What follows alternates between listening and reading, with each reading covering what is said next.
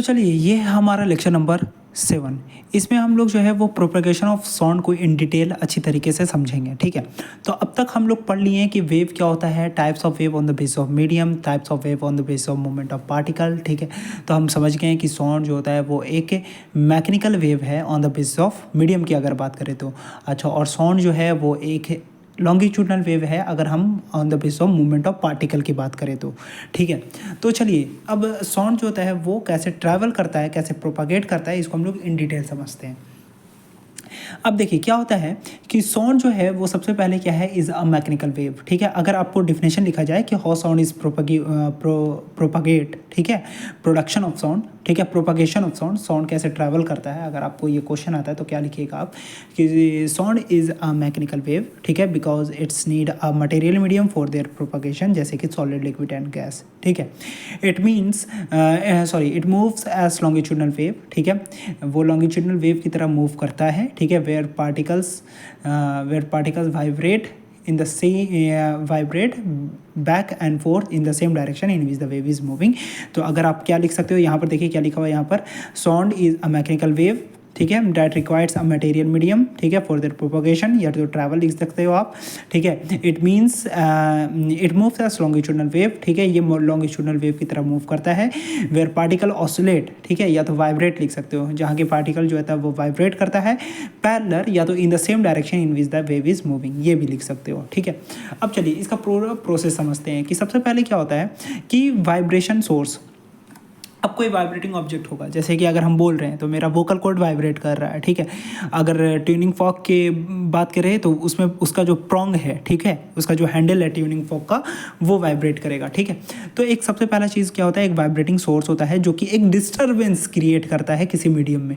ठीक है, तो सबसे पहले पास क्या होना चाहिए, मेरे पास एक वाइब्रेटिंग सोर्स होना चाहिए। ठीक है, जैसे कि ट्यूनिंग फॉक या वोकल कॉर्ड, ठीक है, जो कि डिस्टर्बेंस को क्रिएट करेगा। फिर दूसरा क्या होता है, फॉर्मेशन ऑफ साउंड वेव। अब ये जो वाइब्रेटिंग सोर्स है, ठीक है, मतलब कि ये जो वाइब्रेटिंग मतलब कि ये जो डिस्टर्बेंस क्रिएट हुआ है, ठीक है, ये पार्टिकल्स को क्या करेगा, मतलब इसमें कंप्रेशन और रेयरफैक्शन लाएगा। ठीक है, मतलब कि पार्टिकल जो है, the vibration cause alternating compression and rarefaction. Compression मतलब हाई प्रेशर और लो प्रेशर को क्रिएट करेगा। ठीक है, हाई प्रेशर रीजन और लो प्रेशर रीजन को क्रिएट करेगा। फिर उसके बाद क्या होता है, ट्रांसमिशन थ्रू मीडियम। अब ये मीडियम के थ्रू क्या हो जाता है, एनर्जी जो है वो एक पार्टिकल से दूसरे पार्टिकल के पास ट्रांसफ़र हो जाता है और फाइनली जो है वो हमारे ईयर तक पहुंच जाता है। तो कैसे होता है, सबसे पहले जैसे कि अगर मान लेते हैं कोई स्पीकर है, ठीक है, तो स्पीकर के है या वोकल कॉर्ड है, ट्यूनिंग फॉक का एग्जांपल लेते हैं, बहुत अच्छा। ठीक है, तो ट्यूनिंग फॉक का क्या होता है, प्रोंग वाइब्रेट करता है। वाइब्रेशन से सबसे पहले क्या होना चाहिए, वाइब्रेटिंग ऑब्जेक्ट होना चाहिए, वाइब्रेटिंग मटेरियल होना चाहिए, सोर्स। ठीक है, जैसे कि यहाँ पर हमारा ट्यूनिंग फॉक है, ट्यूनिंग फॉक का जो प्रोंग है वो क्या कर रहा है, वाइब्रेट कर रहा है, जिसकी वजह से एयर में क्या हुआ, डिस्टर्बेंस प्रोड्यूस हुआ। अब यहाँ पर एयर का जो पार्टिकल है उसमें high pressure and low pressure होगा, मतलब कि कंप्रेशन एंड रेयरफैक्शन होगा।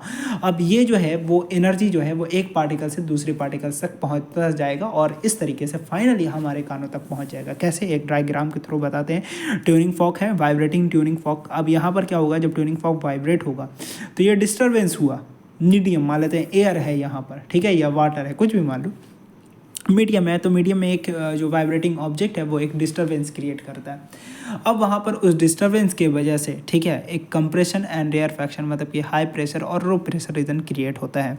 मतलब कि यहाँ पर रेयरफैक्शन कंप्रेशन, इस तरीके से जो एनर्जी है एक पार्टिकल से दूसरे पार्टिकल तक पहुँच जाता है और फाइनली हमारे कानों तक ये एनर्जी पहुंच जाता है। तो इस तरीके से हमारा जो है वो साउंड जो है वो प्रोपगेट करता है। ठीक है, तो एक बार आपको रीडिंग डालना है ये वाला चीज़। ठीक है, फिर उसके बाद अब हम लोग देख लेते हैं इस पर कुछ क्वेश्चंस हैं। ठीक है, तो इस क्वेश्चन को डिस्कस करते हैं और यहाँ तक जो है वो हमारा पूरा वेव का पोर्शन कंप्लीट हो जाएगा। तो जैसे कि how does a sound produce bye vibrating object in a medium reach your year. ठीक है, मतलब कि वाइब्रेटिंग ऑब्जेक्ट से कैसे साउंड प्रोड्यूस होता है, हमारे कानों तक कैसे पहुंचता है।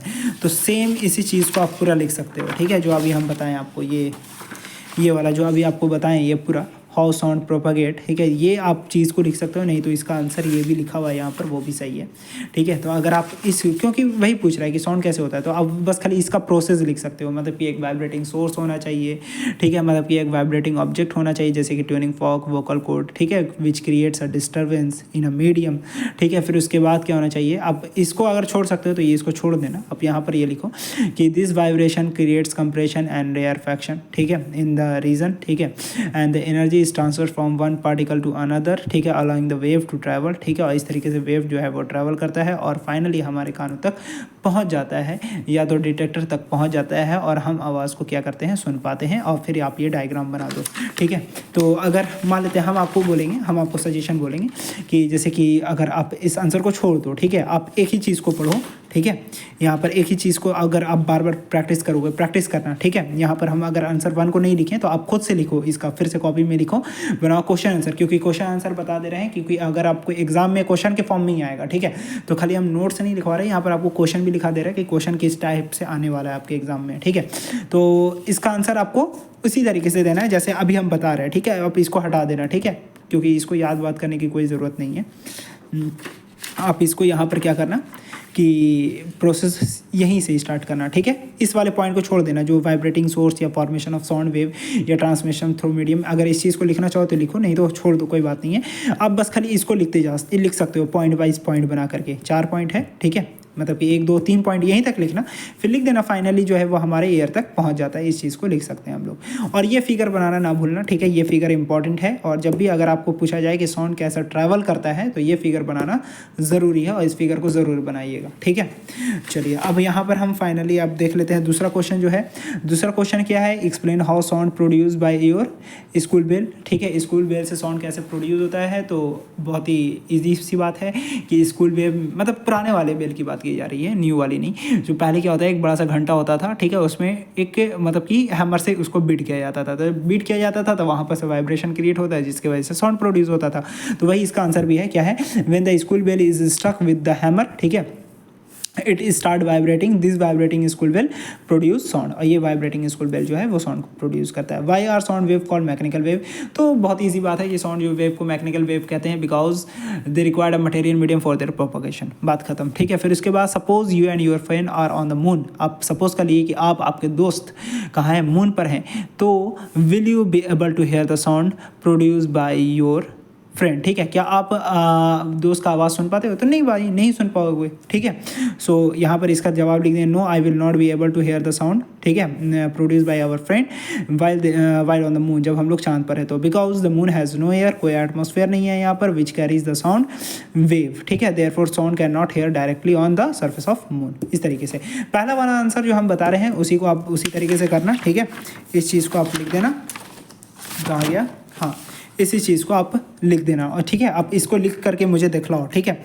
कल जो है हम आपको होमवर्क दे रहे हैं, क्वेश्चन आंसर आपको खुद करना है, ठीक है, ये नोट्स देख करके नहीं करना, क्वेश्चन आंसर आपको एक बार लिख करके हमको दिखलाइए। जो भी 4 क्वेश्चन हैं हम बताए हैं, उन 4 क्वेश्चन को आप लिख करके दिखलाइए। मतलब कि अब तक हम लोग क्या पढ़ लिए, व्हाट इज साउंड पढ़ लिए, प्रोडक्शन ऑफ साउंड, साउंड कैसे प्रोड्यूस होता है, वाइब्रेटिंग ऑब्जेक्ट से प्रोड्यूस होता है, हाउ साउंड प्रोपेगेट बता दिए, साउंड कैसे ट्रैवल करता है। सबसे पहले एक वाइब्रेटिंग ऑब्जेक्ट होना चाहिए, वाइब्रेशन हुआ, वाइब्रेशन से क्या होता है, डिस्टर्बेंस प्रोड्यूस होता है किसी मीडियम में, ठीक है। अब जब डिस्टर्बेंस क्रिएट हुआ तो वहाँ पर कंप्रेशन एंड रेयरफैक्शन प्रोड्यूस होता है, मतलब कि हाई प्रेशर और लो प्रेशर रीजन क्रिएट हो गया।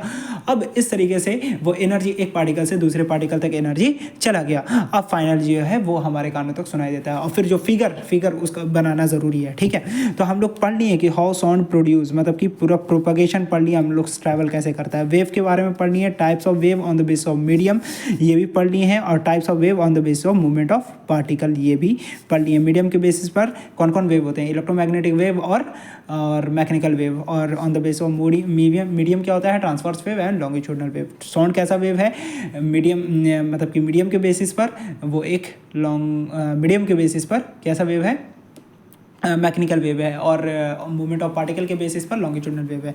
बस थैंक यू, यहाँ तक हम लोग 4 पॉइंट तक आज कंप्लीट किए हैं। आगे का जो है हम लोग पढ़ाई कल करेंगे, और ये बहुत ज़्यादा इजी टॉपिक है, ठीक है। इसमें अब जब आपको ये चीज़ समझ में आएगा, जो भी देखो यहाँ पर नया चीज़ था वेव पढ़ना, ठीक है। अब आपको वेव जब समझ में आ गया, मतलब कि आगे का सारा काम ईजी हो गया। बस थैंक यू, नेक्स्ट क्लास में देखेंगे कल।